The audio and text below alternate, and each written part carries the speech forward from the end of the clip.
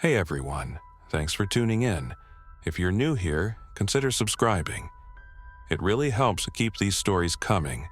And while you're here, let me know in the comments where you're listening from.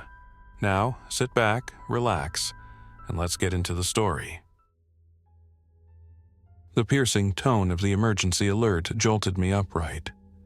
My phone screen glowed in the dim light of my apartment, flashing an official government message. Emergency alert, unknown viral outbreak. Avoid contact with infected individuals. Shelter in place. Citywide lockdown in effect. My stomach twisted. At first, I thought it was one of those test alerts, but the words felt too real, too urgent. I flipped on the TV. Every channel showed the same broadcast, stern-faced officials warning everyone to stay inside. A live feed from downtown displayed chaos, people running, screaming, pushing past one another as uniformed officers tried to maintain control. I grabbed the remote and turned up the volume. Authorities have confirmed a viral outbreak, the anchor reported. Symptoms include severe aggression and unresponsiveness to pain. Do not approach affected individuals. A shaky cell phone video played next, grainy footage of a man staggering through a crowded subway station. His movements were unnatural, jerky, like a puppet with its strings tangled. A security guard approached, speaking calmly. The man lunged, dragging the guard to the ground. Screams filled the station as the recording cut off. I backed away from the TV, my mind racing. Viral outbreak? Severe aggression? It didn't take a genius to put the pieces together. This wasn't just another illness. My first instinct was to check the doors. I lived on the third floor of an apartment complex in the city, far from the chaos downtown, but I wasn't taking chances. I locked the deadbolt and slid the chain into place. Then I rushed to the window. The streets below weren't empty, but they were quieter than usual. A few people walked hurriedly, some glancing at their phones, others peering around like they expected something to jump out. I spotted a man standing still beneath a street lamp, his posture stiff. He wasn't looking at his phone. He wasn't moving at all. My neighbor's voice startled me. "Hey, did you see the alert?" I turned to find Mark, the guy from 3B, peeking into the hallway. He was in his mid-30s, ex-military, always the type to stay prepared. "Yeah," I said, "this is bad." He nodded. "I heard sirens earlier, and gunshots." "Gunshots?" My stomach dropped. "I don't know how bad it is yet, but we need to be ready. Do you have food, water?" I hesitated. "I've got a few things, but not much." "I've got extra supplies," he said. "Come by if things get worse." I nodded, grateful but uneasy. If Mark thought this was serious, then it was worse than I wanted to admit. A distant scream echoed from the street, cutting through the night air. We both froze. Mark's expression darkened. "Stay inside, don't open your door for anyone." Then he disappeared into his apartment, bolting the door behind him. I shut mine too, my heart pounding. My phone vibrated in my hand, another alert. Emergency update, outbreak spreading rapidly, law enforcement overwhelmed, stay indoors, do not engage infected. I swallowed hard. This wasn't just some warning. This was the beginning of something terrible, and I wasn't sure if I'd survive the night. I sat on my couch, gripping my phone like a lifeline. My mind raced through every survival movie I'd ever seen. What did they always say? Stay put, barricade the doors, conserve supplies. My heart pounded as I peered through the blinds again. That man beneath the street lamp hadn't moved. He stood there, motionless, his head tilted slightly like he was listening for something. Then he twitched, a violent, jerky motion, like his whole body seized up for a second before relaxing again. And then he turned his head, too fast, too sharp, his eyes locked onto a woman jogging toward him, oblivious. She had earbuds in, looking down at her phone, probably reading the same emergency alerts I was. I wanted to shout, to warn her, but before I could even react, he lunged. 1 second, he was still. The next, he was on her. She barely had time to scream before they hit the pavement. Her phone clattered across the sidewalk, the screen cracking. I saw her legs kicking wildly, arms flailing as she tried to shove him off. Then, her movements slowed. I backed away from the window, bile rising in my throat. This wasn't just some sickness. I fumbled for my phone and dialed 911, my hands shaking. "All circuits are busy. Please try again later." I hung up and tried again, same message. No cops were coming. A heavy knock at my door nearly made me drop the phone. I spun around, my pulse hammering. "Hey, it's me." Mark's voice, hushed but urgent. I cracked the door open, keeping the chain on. His face was grim. "Did you see that?" I whispered. He nodded. I was watching from my balcony. What do we do?" "We need to prepare," he said. "We don't know how fast this is spreading, but if people are already turning, it won't take long before the whole city's overrun." I swallowed hard. "I don't have much here. Some canned food, a couple of water bottles." "Take inventory," he said. "Anything you can eat without cooking. Fill your bathtub with water in case the supply gets cut. And if you have anything sharp, keep it close." A chill ran down my spine. "You think it's going to get that bad?" He hesitated. "I think it already has." The distant wail of sirens grew louder. We both turned toward the window just as a police car screeched down the street. The officer inside swerved around an abandoned vehicle, then lost control.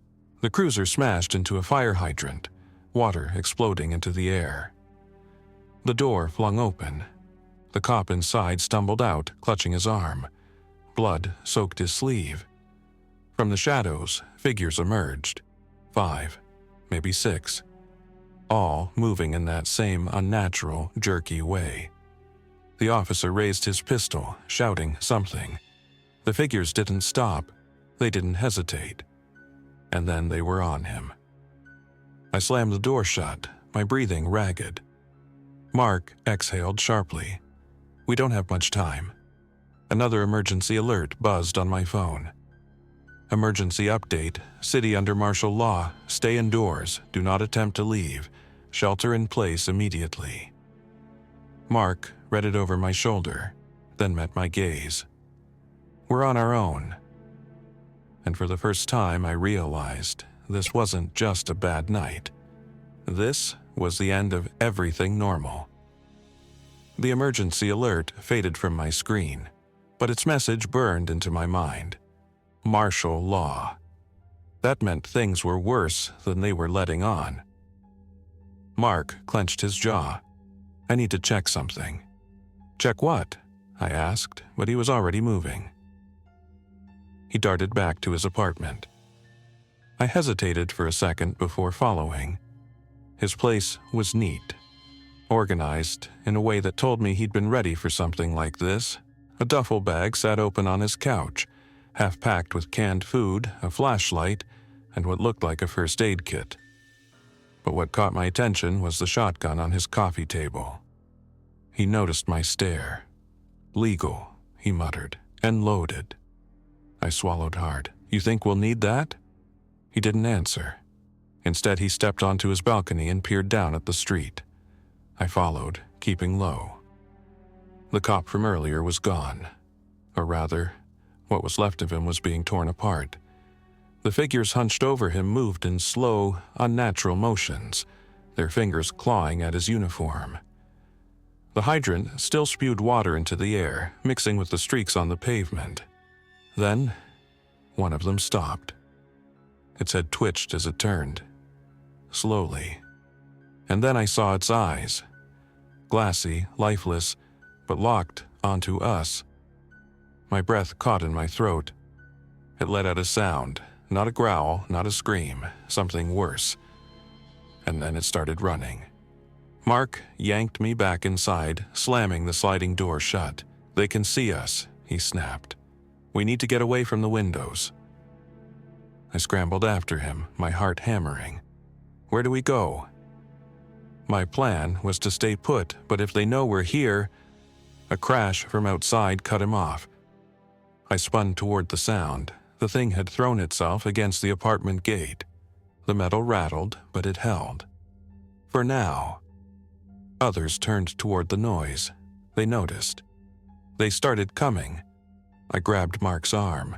"We have to go." His expression hardened. "We have to make sure they don't get in first." He rushed to his front door, double-checking the locks. "These apartments have emergency exits," he said. "If we need to run, we use the stairs, not the main hallway." I nodded, forcing myself to breathe. "Okay, what else?" "You have supplies in your place." "Some," I admitted, "not enough." "Then we pool what we have and get ready to move." My pulse pounded. The plan made sense, but nothing about this felt safe. A new sound echoed from outside, a car alarm. For a moment, we both froze. Then, gunshots, not close, but not far either. We looked at each other. Neither of us spoke. The city was unraveling, and we were running out of time. The gunshot sent a ripple through the night, an unmistakable sign that somewhere, someone was fighting back. But for how long? Mark and I stood in silence, listening. The car alarm blared on, cutting through the distant chaos. Then the gunfire stopped. Not faded, not distant. Stopped. I swallowed the lump in my throat. "That's not good." Mark didn't answer. His focus was on the gate outside. The infected were still there, twitching, stumbling, pressing against the bars like animals trying to sniff us out. "We couldn't stay here." "We need to move," Mark said. "Grab what you can carry, nothing heavy." I sprinted to my apartment. My hands shook as I shoved bottled water, protein bars, and a flashlight into my backpack. I hesitated at my kitchen drawer before grabbing the biggest knife I owned. Back at Mark's place, he tossed me a metal baseball bat, in case they get close. I barely caught it, my palms sweating. "Where are we going?" He slung his shotgun over his shoulder. "We make it to my car, then we get the hell out of the city." I peeked out the window. "That's suicide." The street was a mess. Abandoned vehicles, scattered debris, and them. A group of infected staggered aimlessly, but some twitched their heads, sensing something. One of them stood on top of a flipped motorcycle, jerking like a glitching machine. Mark followed my gaze. "We can't stay here." "Then how do we get to your car without them seeing us?" He exhaled. "The fire escape." I stared at him. "You want to go down, toward them?" "The alley's quieter," he said. "Less open. If we move fast, we'll be out before they notice." I hated it. Every part of me screamed that it was a bad idea, but staying here, that wasn't an option either. Mark unlatched the window and slid it open. Cold air rushed in, carrying the distant scent of smoke. "Stay close," he whispered, "and don't make a sound." We climbed out onto the metal platform. It groaned under our weight. I gripped the railing, my stomach twisting. Below us, the alley stretched into darkness. A few dumpsters lined the walls, their lids half open. Mark led the way, descending carefully. I followed, my breath shallow. Halfway down, a door below slammed open. I nearly lost my grip. A man burst into the alley, panting, wild-eyed. His shirt was ripped, his arms streaked with red. He stumbled forward, looking over his shoulder. Then he saw us. "Help me," he gasped. Mark shook his head frantically. "No." I hesitated. The man took a step toward the fire escape, then froze. A shadow moved behind him, then another, and another.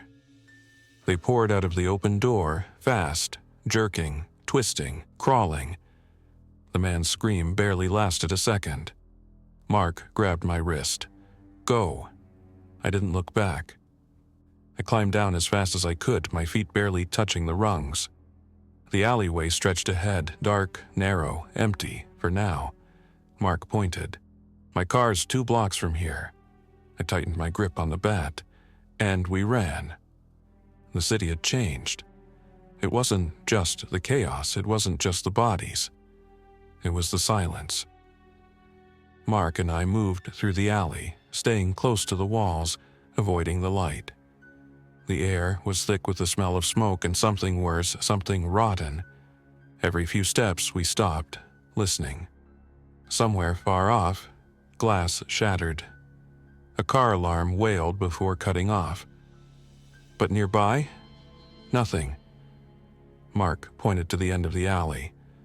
"That street leads to my car." I nodded, gripping my bat. Every nerve in my body screamed that this was a mistake, that we weren't ready, that we should turn back. But there was no turning back. We reached the alley's edge and crouched low.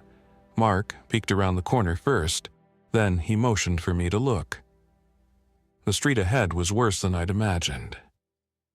Abandoned cars clogged the road, doors left open like their owners had run mid-step. Some vehicles were still running, headlights cutting through the dark, engines humming like they hadn't realized no one was inside anymore. Bodies lay scattered between them, some moving, some not. A bus sat jackknifed against a light pole, its windshield shattered. Blood smeared the inside. I clenched my teeth. "Your car's out there?" Mark pointed toward a blue sedan on the other side of the street. I exhaled sharply. "That's a lot of open ground." "I know," he said, "but we don't have a choice." We waited, watching. The infected weren't all mindless. Some just stood there, twitching, like they were listening for something. Others shambled aimlessly, their bodies jerking like puppets with cut strings. Then there were the fast ones. I had no idea how to tell which was which, and I wasn't planning to find out. Mark gripped his shotgun. "We move low, fast, keep the cars between us and them." I nodded, my mouth dry. We slipped out, keeping to the shadows.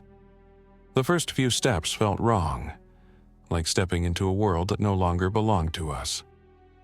I ducked behind a minivan, peeking under it to check the other side.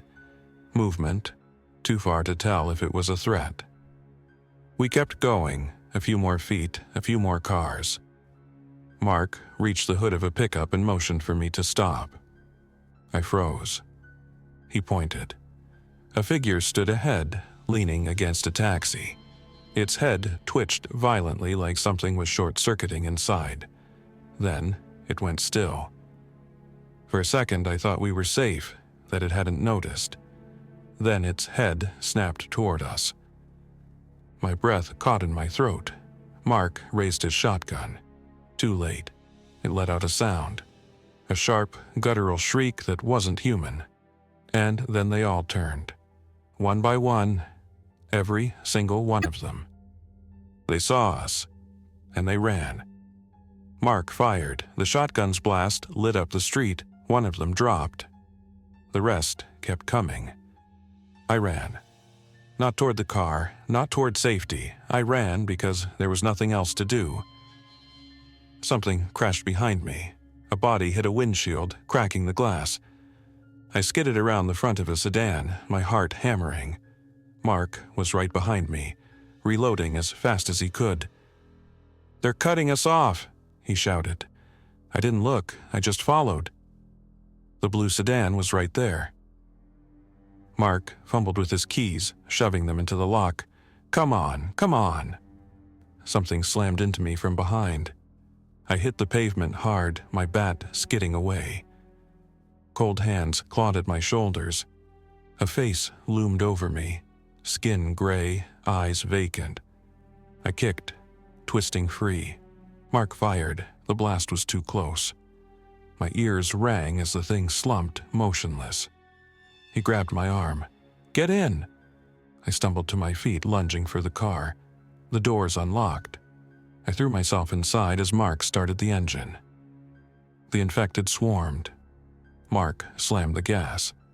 The car lurched forward, plowing through the street. Bodies hit the hood, rolling off as we sped away. The city blurred past us, buildings, lights, smoke. We were alive. But the city was gone. Mark gripped the wheel like his life depended on it. Maybe it did. The tires screeched as we swerved around a wrecked SUV, nearly clipping the side mirror. Smoke billowed from somewhere ahead, black plumes rising against the night sky. I pressed a hand to my chest, trying to steady my breathing. My ears still rang from the shotgun blast. Mark glanced at me. "You okay?" I nodded, but my hands were still shaking. Outside, the city was breaking. Flames flickered behind shattered windows. Streetlights flickered erratically. Some buildings had gone completely dark, while others cast eerie, half-lit glows on the chaos below. The roads were worse. Bodies littered the sidewalks, some unmoving, some twitching, some getting back up. A few people were still alive, running, screaming. Some banged on car windows begging for help. Mark clenched his jaw and kept driving. I swallowed hard. "Where are we going?" "Out," he said. That wasn't much of a plan. I twisted in my seat, glancing behind us. The street we'd left behind was crawling with movement. Some of the infected were fast, sprinting between abandoned cars. Others stumbled, tripping over debris, but they never stopped. "They're everywhere," I muttered. Mark tightened his grip. "Highways might be blocked. We need a different way out." As if to confirm his fears, we turned onto a wider road and hit a wall of traffic. Dozens of cars, all at a standstill. Some doors were open, some were smeared with handprints, and some of them weren't empty. Figures sat motionless inside, heads tilted at unnatural angles. Others twitched as we passed. Mark slowed the car. "We can't go through." I scanned the road, my heart pounding. There was an intersection ahead, but every direction looked the same. Gridlocked cars, abandoned streets, and lurking shadows. "We need another way," I said. Mark exhaled sharply, then yanked the wheel, pulling into a side street. The road narrowed. More wrecks, more debris. We weaved through, avoiding potholes and shattered glass. Then, a figure ran into the street. Mark slammed the brakes. A woman. Mid-30s, messy hair, wild eyes. She held a crowbar in one hand and a backpack in the other. She pounded on the hood. "Please let me in." My stomach twisted. Mark hesitated. Then, another shape moved behind her. I barely had time to register it before it lunged. The woman screamed as something yanked her backward. Mark hit the gas. I caught a glimpse in the mirror. Her body hitting the pavement, the infected piling on top of her. Then we were gone. Silence filled the car. My pulse hammered in my ears. "We could have—" "No," Mark said. His knuckles were white on the wheel. "We couldn't." I pressed my lips together. I hated it. Every part of me hated it. But he was right. We weren't here to save people. We were here to survive. The city blurred past. The roads twisted and turned, leading us deeper into uncertainty. And then, far ahead, barely visible through the haze, I saw something. A checkpoint. Floodlights illuminated a barricade. Military vehicles lined the street, soldiers standing guard. I inhaled sharply. "Look!" Mark's eyes locked onto it. He pressed the gas. "Hold on." We sped forward. Hope flickered in my chest. Maybe, just maybe. Then I saw the smoke. and the bodies. The checkpoint wasn't a safe zone. It was a massacre. Mark slammed the brakes. The car skidded to a stop just feet from the checkpoint. The sight ahead drained what little hope I had left. The barricade was in ruins. Sandbags had been torn open, spilling across the road. Military trucks were riddled with bullet holes.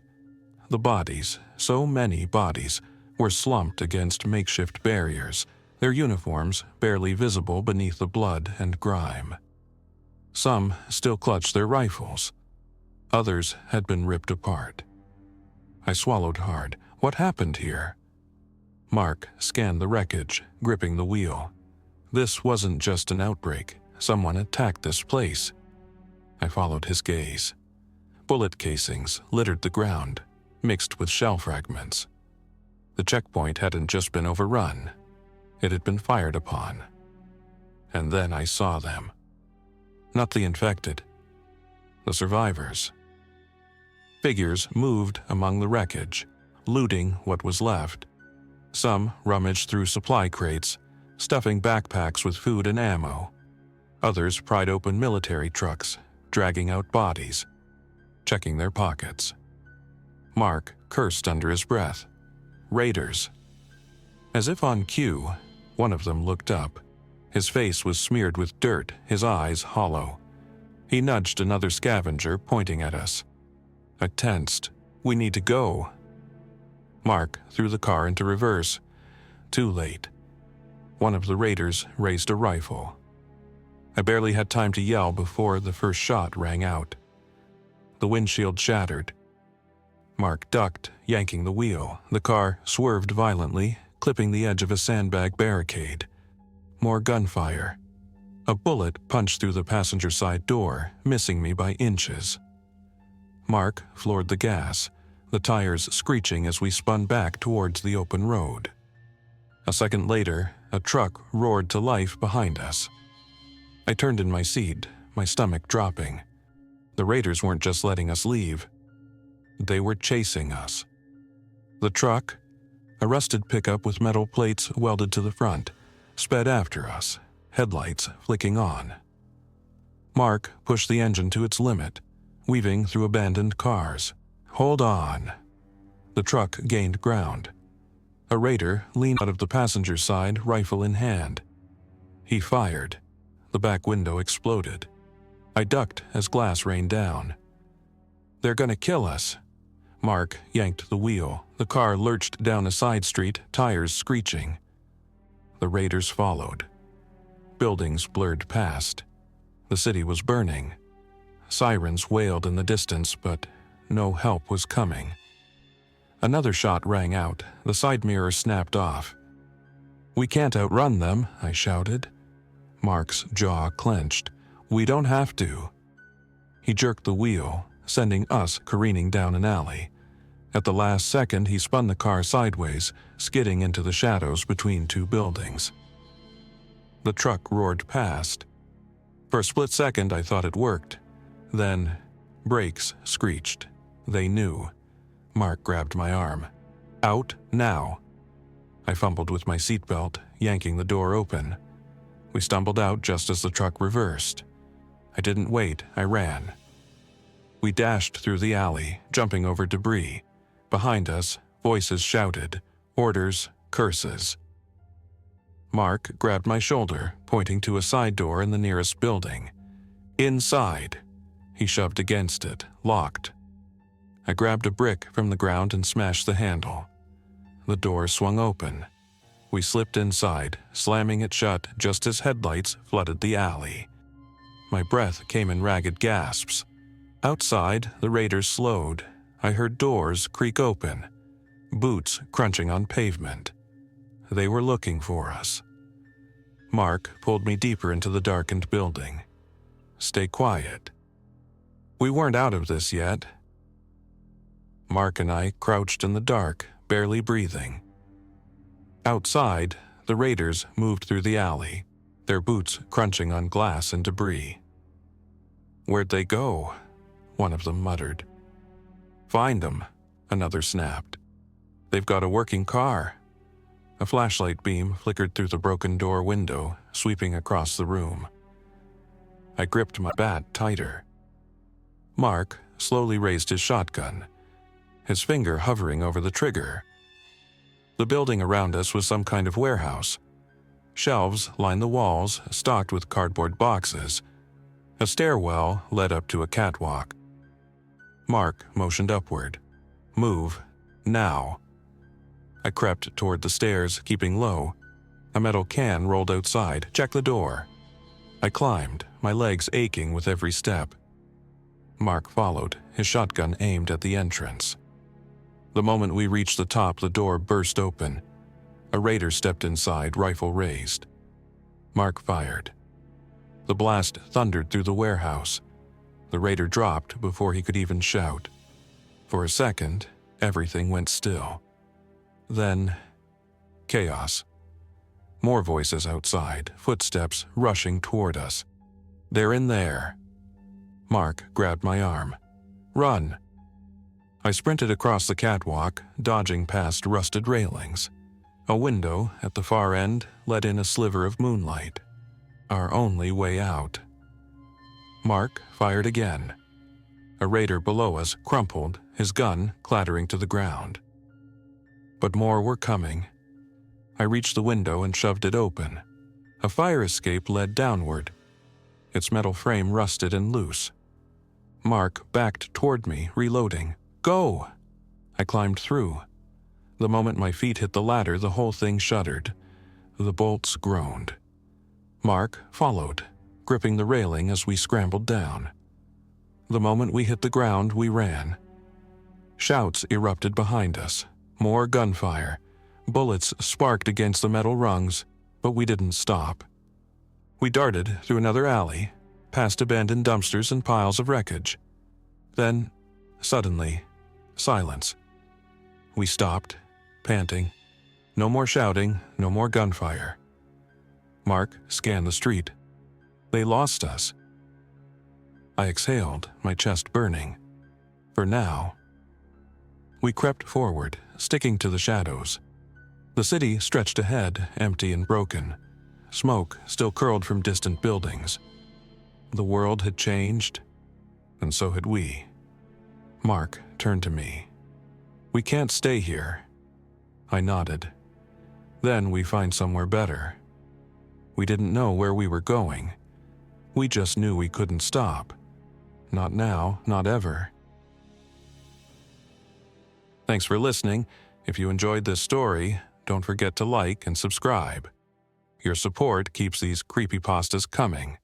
Until next time, stay alert, stay safe, and never ignore the feeling that something is watching.